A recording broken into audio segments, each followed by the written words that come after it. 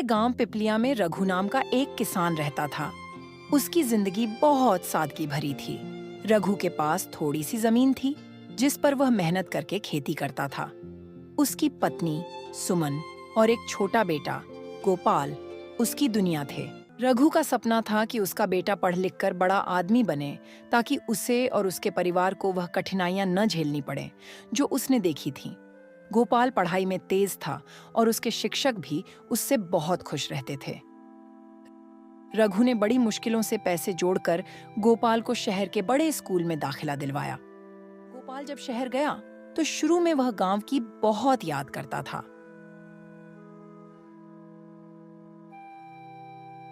लेकिन समय के साथ वह शहर की रंगीनियों में खो गया।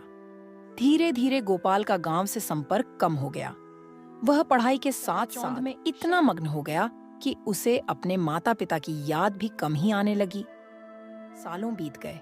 रघु और सुमन ने हर त्योहार पर गोपाल की राह देखी, लेकिन वह नहीं आया। गोपाल ने पढ़ाई पूरी की और एक बड़ी कंपनी में नौकरी भी पा ली, लेकिन शहर की इस दौड़ धूप में वह अपने गांव और माता पिता को भूलता चला गया। सुमन बीमार पड़ गई।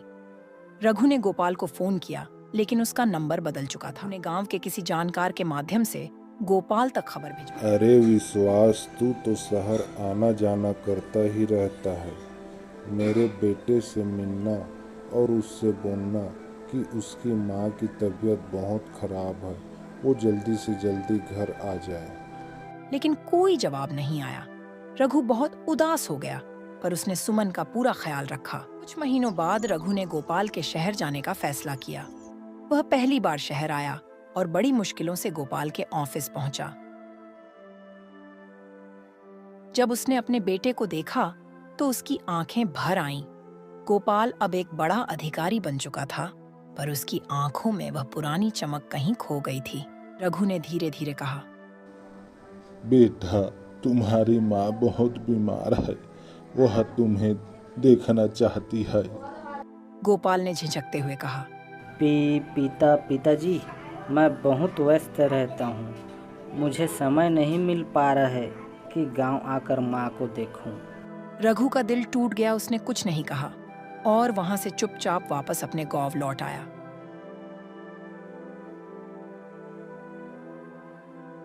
कुछ दिनों बाद सुमन की हालत और बिगड़ गई। उसने आखिरी बार रघु का हाथ पकड़ा और कहा, ए जी, गोपाल को बुला दो, मैं उसे आखिरी बार देखना चाहती हूँ। रघु ने फिर से शहर जाने का मैं बना लिया।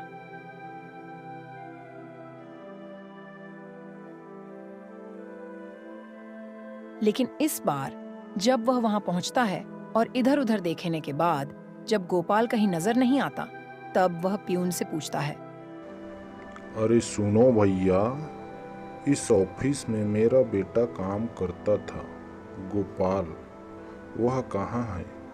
इधर कहीं दिखाई नहीं दे रहा है। अरे साहब, उसका तो कब का ट्रांसफ़र हो गया है। किस जगह हुआ है वो मुझे भी मालूम नहीं। तब उसे पता चला कि गोपाल का ट्रांसफर दूसरे जगह हो चुका है और फिर रघु हताश होकर वापस घर लौट आया। सुमन ने गोपाल का इंतजार करते हुए अपनी आंख मूंद ली। इस सदमे के बाद रघु का मन पूरी तरह टूट चुका था। अंत में गोपाल को इस बात का पता चला, तब वह गांव आया।